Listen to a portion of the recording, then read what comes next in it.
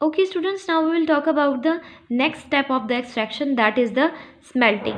Now students, during the roasting process we have to obtain the cuprous sulfide and the ferrous sulfide. That cuprous sulfide and the ferrous sulfide are known as a roasted ore. Now what happens to the next? Here we will discuss about the definition of the smelting.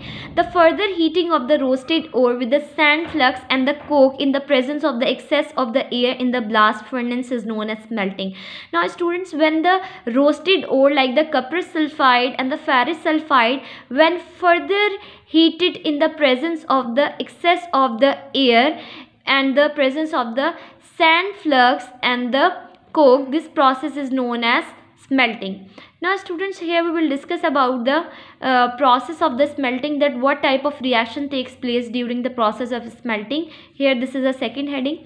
It is a highly exothermic process. Therefore, the small amount of the coke is required in this process.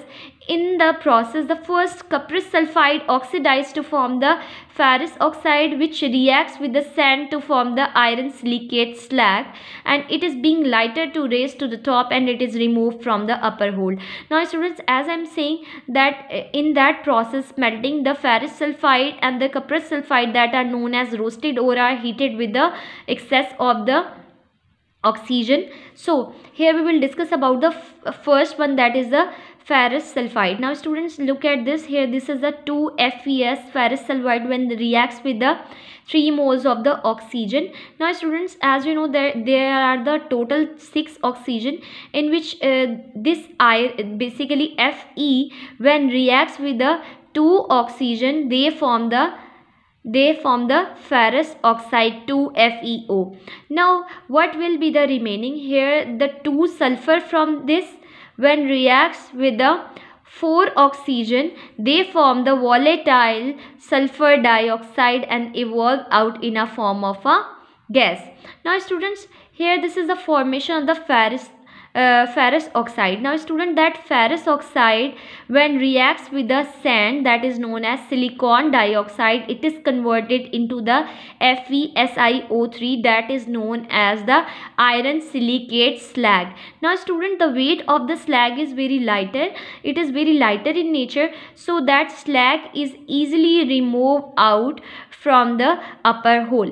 Now here we will get rid of the impurities, that is the sulfur in a form of the sulfur dioxide, and here the iron oxide is also removed by making the bond with the sulfur dioxide silicon dioxide and form the iron silicate slag, that is further removed out due to its light weight. Now here we will discuss about the second roasted ore. What happens to the second roasted ore, that is a cuprous sulfide. On the other hand, the cuprous sulfide also oxidizes to form the cuprous oxide, which reacts with the unreacted ferrous sulfide to form the cuprous oxide, ferrous oxide and the cuprous sulfide. Here I am just reading the definition of the mat. Just listen to me, flat and highlight it on your book. The cuprous sulfide and the ferrous sulfide form a mixture Cu2s.Fes. This molten mixture is known as matte. Now student, what happens to the next? Now student, the cuprous sulfide, here 2Cu2s, which is a roasted ore, when treated with the excess of the oxygen like the 3O2, it basically converted into the cuprous oxide.